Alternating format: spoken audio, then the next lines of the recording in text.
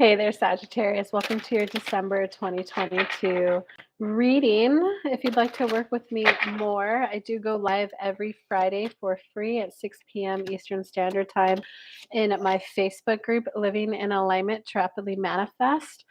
As long as it's not an American bank holiday, I will be live. Or you can book my holiday special, which is half off the usual one on one rate. That link is in the description or in the live chat replay. Without further ado, Sagittarius. Oh, interesting. Okay. So, Sagittarius, you're like, what's going on in your day to day is you're learning how to be more discerning with how you spend your money. You're learning to be more discerning with who you spend your money on, who you spend it with, how you spend it, what you spend it on, even if it's just for yourself. And you're learning to like kind of be a little bit more decisive and kind of like learning how to say no to others. It's like everyone goes through that phase where they're, like, fine with giving to others and fine with helping out, but then sometimes it can hit a point where it's like, "Okay, shouldn't they be back on their feet by now?" I understand they're going through something emotional, but, like, it's been a little bit of time, shouldn't it be a little less emotional for them? So, it's okay for you to decide to spend your money differently, like, just know that the other person will call and support another way, they'll either wake up and grow up, but that's not on you to teach them that lesson, it's just on you to identify that you no longer wanna be that person, and allow them to either change, grow, or allow them to manifest in someone new. I had a girlfriend one time for a while there. She left like a really toxic work environment. So the first couple months, I was like, dude, whatever, I've got you. I don't want you going back to work.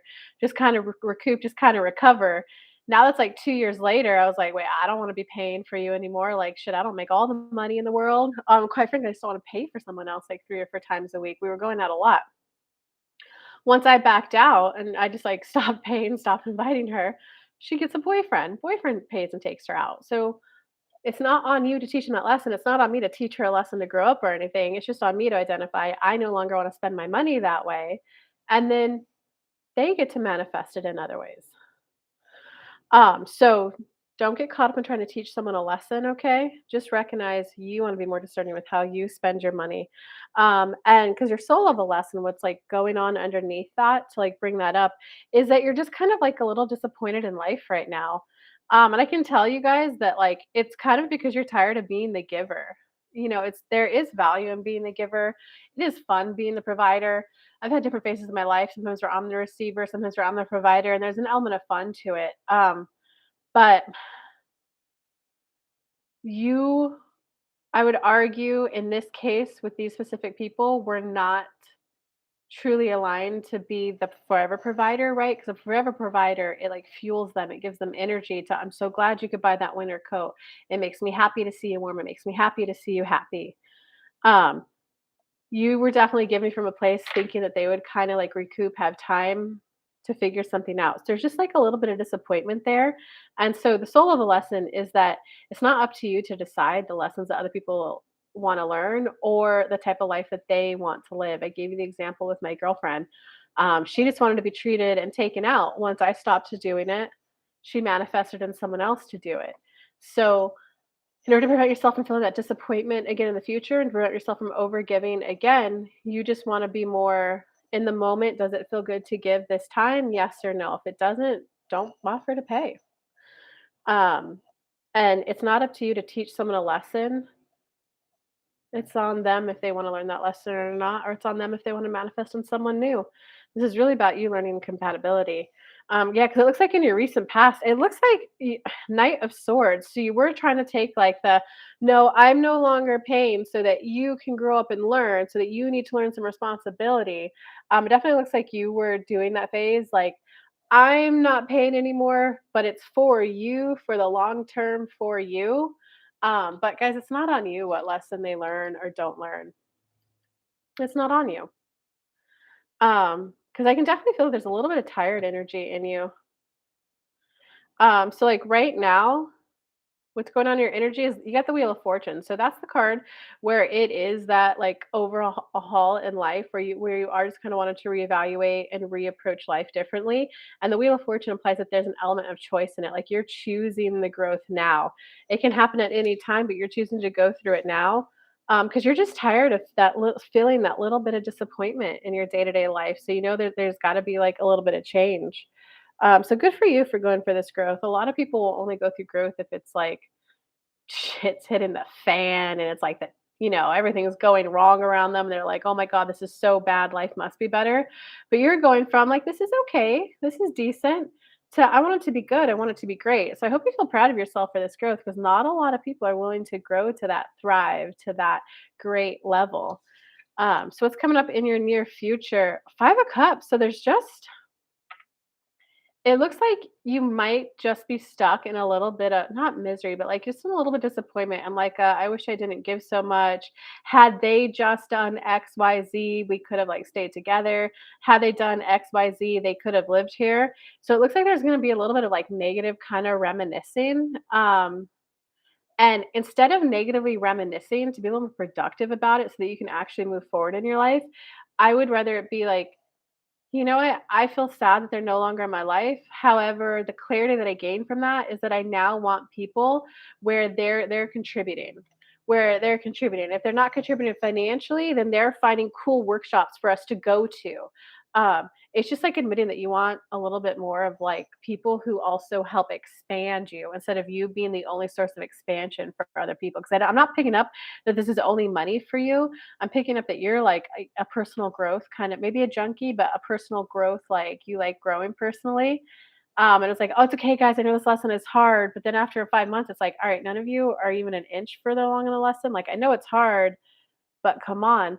So it's like you're just done with dragging people with you through life. You now want those people who like are up to speed with you and they go, "Oh, I just found this cool thing and it helps expand your horizons." So you're just wanting people who like help expand your horizons too, Sagittarius.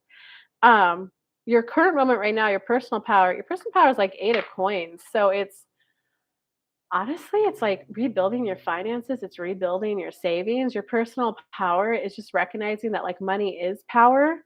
But with that, you also get personal choice. Just because you have money and you figure the money game out doesn't mean you have to spend it on other people. You still get choice with how you spend it, who you spend it on. So you're really learning a lot of like money discernment and really learning about like what gives me joy. I walked around this entire whole holiday fair and I was looking for like, oh, there's nothing I want to buy myself. But there was one table where I just kind of like lit up and my toes started moving and I just got all excited.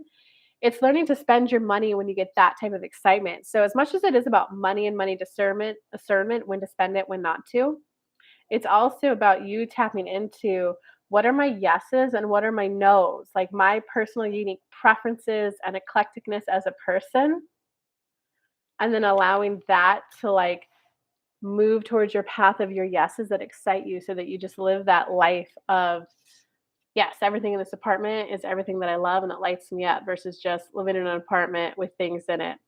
Even though my it gets dark here early now, guys.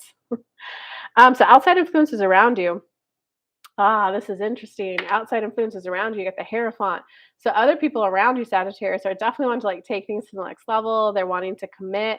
And of course they are. You were like over giving a little bit and you were being the source of expansion for yourself and other people. So you're starting to feel this little pull of like, I think I want to like maybe go a different direction or I need to pull back a little and reevaluate. And they're like, no, I love you, marry me, or they're like a workplace going, "No, we don't want you to be a consultant, we want you to be an employee."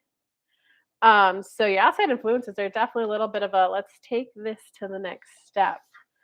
In terms of your hopes or fears, but your hopes or fears is that like this is as good as it gets, that you're not gonna like get that ultimate happiness. That it's just like, okay, I get like this is as far as I could grow. I just need to learn to enjoy this. I should be happy. I have things I have more than other people have. Yeah, so that's like your fear. That's just not true though, guys. That just means that you're now at an age where you know how to do personal growth, but you also recognize that it takes a certain amount of time and a little bit of toll on you to do personal growth. And now you get to like actively choose when you want to do it and when you don't want to do it. Wow, for your outcome card is the Queen of Swords. So you're definitely going to be a little bit more, you're going to feel closed off. You're going to feel hardened off. You're going to feel like you're just no. no, like, you're now this person who says no so easily, "Nope, I don't wanna do that. Nope, I don't wanna do that." And you're gonna, like, I don't not to say feel bad, but you're gonna feel hardened, you're gonna feel, like, disconnected from society and, like, oh, not a lot of community, but, like, what you need to recognize is that every time you say no to something that you didn't really wanna do, it leaves space for a yes to come in. So saying no is actually, like, a really good thing. There's no point of saying yes to 10 things and having 2 social activities every single day if you only wanted to do, like, 2 of those 10 things, because then you just end up feeling depleted, you end up feeling like you overgave when maybe you didn't overgive, you just didn't learn to listen to yourself and recognize that that was a no.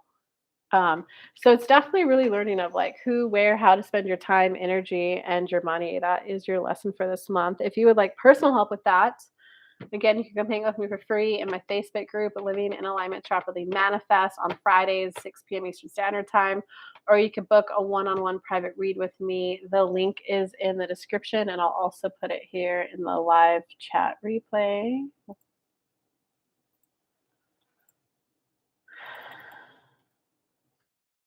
Good luck this month, Sagittarius. Have a good one.